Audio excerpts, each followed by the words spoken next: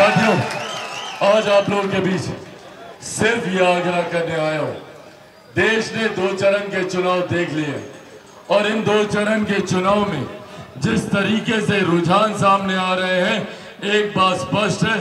एक बात तय है कि हमारे मौजूदा प्रधानमंत्री आदरणीय नरेंद्र मोदी जी तीसरी बार देश के प्रधानमंत्री बनने जा रहे हैं। इसमें किसी तरीके का कोई संदेह नहीं। बस अब ये एक अहम जिम्मेदारी आप सबके ऊपर है कि जब हमारे प्रधानमंत्री तीसरी बार देश के प्रधानमंत्री बने तो ऐसे में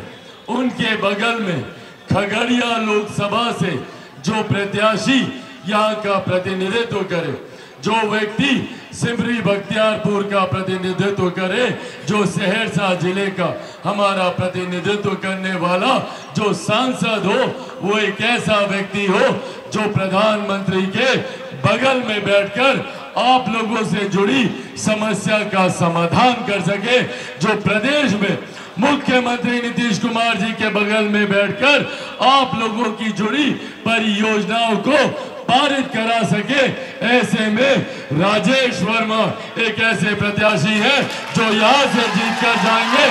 तो प्रधानमंत्री के बगल में बैठने का काम करेंगे, मुख्यमंत्री जी के साथ मिलकर आप लोगों की समस्या का समाधान करने का काम करेंगे। साथियों, एक तरफ हमारे देश के प्रधानमंत्री हैं जिन्होंने पिछले 10 सालों में दिन रात एक ईमानदार प्रयास किया कि कैसे ज्यादा से ज्यादा गरीब वर्ग से आने वाले लोगों को मुख्य धारा के साथ जोड़ा जाए। उन्होंने जहां एक तरफ हमारे देश की अर्थव्यवस्था को मजबूत कर देश की एक बड़ी आबादी 25 करोड़ से ज्यादा लोगों को गरीबी रेखा से बाहर निकालने का काम किया, तो वही उन्होंने इस बात को भी सुनिश्चित किया कि समाज के हर वर्ग को उसका उचित सम्मान मिलना चाहिए। महिलाओं के लिए उन्होंने शौचालय बनाने का काम किया, तो वहीं उज्ज्वला योजना देकर भी जितनी महिलाओं के स्वास्थ्य को हानि होती थी चूल्हा चौखट के धुएं से, वहां पर भी इनको उज्ज्वला योजना से राहत देने का काम किया। वहीं कोई गरीब परिवार आर्थिक अभाव में स्वास्थ्य लाभ से वंचित न रह जाए, वहां पर आयुष्मान योजना देकर हर गरीब परिवार को 5 लाख रुपए तक का मुफ्त इलाज देने का प्रावधान हमारे प्रधानमंत्री आदरणीय नरेंद्र मोदी जी ने किया। दुनिया की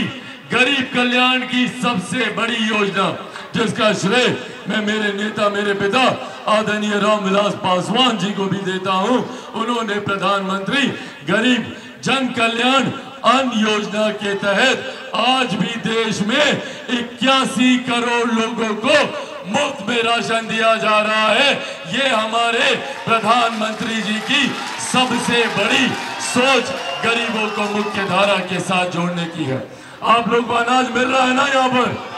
किन किन को मिल रहा, हाथ उठाकर बताइए। साथियों, ये सोच गरीबों को मुख्य धारा के साथ जोड़ने की हमारे प्रधानमंत्री आदरणीय नरेंद्र मोदी जी की रही है। ऐसे में साथियों, आज हम लोगों की जिम्मेदारी बनती है कि जिस प्रधानमंत्री ने हम लोगों की सरहद को सुरक्षित रखा, जिन्होंने अंतरिक्ष के माध्यम से देश में विकास के कार्यों को गति देने का काम किया, जिस प्रधानमंत्री ने जात पात धर्म मजहब के मतभेद से उठकर देश के 140 करोड़ आबादी को मुख्य धारा के साथ जोड़कर 2047 तक विकसित देश बनाने का संकल्प लिया। जब 2047 में हम लोग विकसित देश की बात करते हैं तो उसके लिए देश के हर एक प्रदेश को विकसित होना होगा। बिहार जैसे प्रदेश, बिहार का हर एक जिला, हर एक प्रखंड, हर एक पंचायत, हर एक गांव को विकसित होना होगा। इस सोच के साथ हमारे प्रधानमंत्री आगे बढ़ने का काम कर रहे हैं। उन्होंने कभी हिंदू मुस्लिम किसी परिवार में उन्होंने कोई फर्क नहीं समझा, किसी अगड़ा पिछड़ा में योजना गरीब कल्याण की पहुंचाते वक्त उन्होंने जात पात धर्म मजहब के मतभेदों को उन्होंने सामने नहीं रखा, सिर्फ एक सोच के साथ कि देश का हर एक भारतीय आगे बढ़ना चाहिए, हमारे प्रदेश का हर एक गरीब बिहारी जो किसी भी जात पात धर्म मजहब से आता हो उसको मुख्य धारा के साथ जोड़ना हो, इस सोच के साथ हम लोग आगे बढ़ने का काम कर रहे हैं। पर हाँ,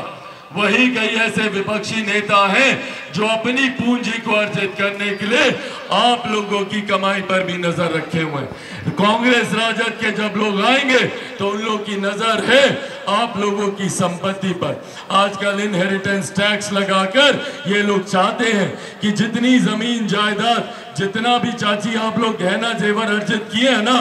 55% जो एक आम किसान, एक गरीब किसान की जो छोटी जमीन होगी उसका भी 55%, आप लोगों की संपत्ति का 55% कांग्रेस और राजद के लोग हथियाने की सोच के साथ आगे आ रहे हैं। इसीलिए साथियों, हम लोगों को जागरूक रहने की जरूरत है। जिन लोगों ने 25 से 55 साल में देश में गरीबी नहीं हटा सके, जो लोग बिहार में 15 साल तक एक ही परिवार के दो मुख्यमंत्री रहे, तब वो लोग प्रदेश का विकास नहीं कर पाए, तो आज वो लोग आपकी उन योजनाओं पर भी नजर रखे हुए हैं जो प्रधानमंत्री जी गरीब कल्याण के माध्यम से दे रहे हैं। भले वो आप लोग को मिलने वाला राशन हो, उज्ज्वला हो या आयुष्मान के माध्यम से जो जो गरीब कल्याण की योजना का लाभ आज आप लोगों को मिल रहा है, विपक्षी दल के नेताओं की सोच है कि कैसे उसको आप लोगों से हड़प लिया जाए। साथियों, समय का अभाव है, पर जाते जाते आप लोगों से यह आग्रह कर जाऊंगा, यहां से कोई और नहीं, मेरा छोटा भाई राजेश वर्मा यहां से चुनाव लड़ रहे हैं। और जब आप लोग राजेश वर्मा जी को यहां से जिताकर भेजिएगा तो आप लोगों का वोट सिर्फ राजेश वर्मा के लिए नहीं,